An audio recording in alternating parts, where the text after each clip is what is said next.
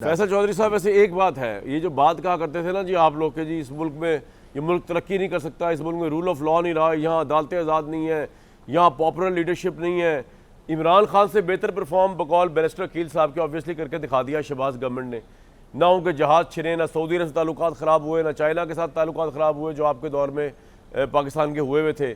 और इंडिया के ख़िलाफ़ एक जंग जीती। ये नहीं हुआ कि वो कह रहे हो जी इंडिया के ख़िलाफ़ क्या मैं जंग करूँ, वो जिस हमारे प्राइम मिनिस्टर उस वक्त के इमरान साहब कह रहे थे। तो आपके प्राइम मिनिस्टर से भी ज़्यादा बेहतर पोजीशन में है शहबाज साहब इस वक्त।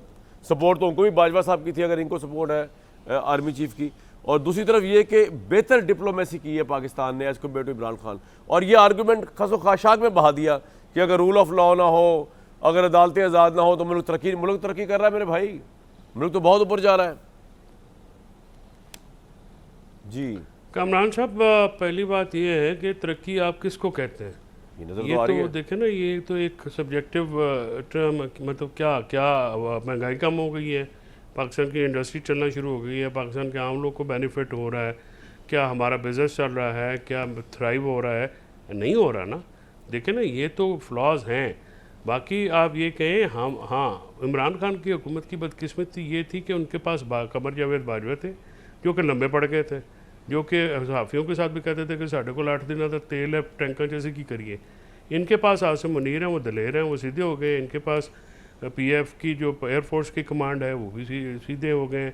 उस वक़्त ये ज़रूर है कि जब वहाँ पे पुलवामा हुआ तो उस वक्त के एयर चीफ ने इनके राफेल के मुकाबले में जो चाइना से जो दिफाई ताउन एंगेजमेंट हमारा स्टार्ट हुआ था वो 2019-20 से हुआ था, और कोरोना के बीच में फंडिंग जो है वो की गई थी। बहरहाल इट्स लाइक मोर लाइक कि जैसा पाकिस्तान के जो हमारे न्यूक्लियर एसेट्स हैं उसकी हर हुकूमत ने हिफाजत की है, वो कोई मुस्लिम लीग नून की हो, पीपल्स पार्टी की हो, मार्शल लॉ गवर्नमेंट्स हो, सब ने उनको ऊपर जो है वो कोई कॉम्प्रोमाइज़ नहीं किया। तो ये जो डिफेंस होता है ये कोई किसी जमात का तो नहीं है ना जी, ये तो मुल्क का डिफेंस है, मुल्क सबका होता है।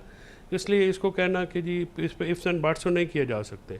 एनवायरनमेंट होता है, इंटरनेशनल एनवायरनमेंट ऐसा है जिसमें आपको पाकिस्तान, मैं ये तो कह रहा हूँ इमरान खान और ये ह्यूमन राइट्स के इश्यूज से पुश चले गए ना सर, मैं ये कह रहा हूँ आपको जी। इसमें कोई शक की बात नहीं कि इस वक्त दुनिया में जो प्रायोरिटी है वो मुल्कों की सिक्योरिटी है, और उसमें पाकिस्तान का जो सिक्योरिटी ऑपरेटर्स है, पाकिस्तान की मिलिट्री है, पाकिस्तान का जो डिफेंस की टेक्निक्स हैं, स्पेशली इंडिया से जंग जीतने के बाद वो बड़ी रेलेवेंट हो गई हैं।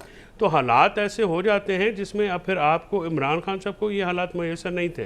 देखिए ना, उस वक़्त आपको ये भी मैं आपको बता दूं कि ये यमन जो कॉन्फ्लिक्ट था सऊदीया के साथ, जिसमें उन्होंने मिलिट्री एड मांगी थी और हमारी पार्लियामेंट ने 2015 में मना कर दिया था। तो बेसिकली जो डिप्लोमेटिक फ्यूड था या लड़ाई थी वो वहाँ से स्टार्ट हुई थी। सो इट्स मोर अबाउट के वहाँ पे फिर जब ये मामला हुआ तो ये इवेंट बेस्ड है ना जी। वहाँ पे जब कतर पे अटैक हुआ, ज़ाहिर उनकी इस वक्त पूरे गल्फ में जो नंबर 1 प्रायोरिटी है सर, उनके जहाज़ों में बैठ के उनके खिलाफ गुफ्तगू करना, प्राइम मिनिस्टर हाउस में बैठ के जो है वो उनके खिलाफ गुफ्तगू करना, उनके क्राउन प्रिंस, उन्होंने तो बड़ा कुछ किया, उसको छोड़ें, क्योंकि वो 2015 वाला वाक़े के बाद तो इमरान खान ने हालात ठीक कर दिए थे। आपको याद नहीं है, मोहम्मद बिन सुलेमान आए थे पाकिस्तान, इमरान खान ने ड्राइव की थी गाड़ी, तो वो ये बात नहीं है। उन्होंने कहा था मैं पाकिस्तान का सफ़ीर हूँ, मामला ठीक करके ख़राब किया ना इमरान ने। गलती माननी चाहिए, जहाँ गलती हो रही वो मान लेनी चाहिए कि चाइना भी शाकी था इमरान साहब से, नहीं। वो भी शाकी था, अमेरिका भी, और सऊदी अरब भी शाकी था। ये भी तो आप माने ना सर। अब आप माने ना माने से क्या फ़र्क पड़ता है? मेरा ख्याल में ये नहीं, इसमें देखें जो ज़्यादा मेरा जो इसमें नुक्ता नज़र ये है कि ये चीज़ें जो हैं ये ज़्यादा मफरूज़ों पे हैं, ऐसी कोई बात नहीं है। टेक्निकल फॉल्ट था और वो उनका एक अपना है। इशू ये है हाँ, जो इंटरनल मैकेनिज़्म है ना जी, जो पॉलिटिक्स है जो मिलिट्री की, उसमें नहीं दखल अंदाजी करनी चाहिए थी। That should be left on the army cheap and the other generals. देखिए, ये एक इदारे को साथ लेकर चलना होता है। पॉलिटिशियंस का काम ये होता है उस इदारे की एक अपनी डायनामिक्स है, और वो आर्मी चीफ समझते हैं। कोई भी आर्मी चीफ जब आते हैं उनको आप फुल फ्री हैंड दें कि वो क्या करते हैं। उसमें गैर ज़रूरी मुदाखलत का हमें नुकसान हुआ, और ये जो सारा मामला हुआ है ये उसका नतीजा है, इसमें कोई शक की बात नहीं है। गलतियाँ तो हुई।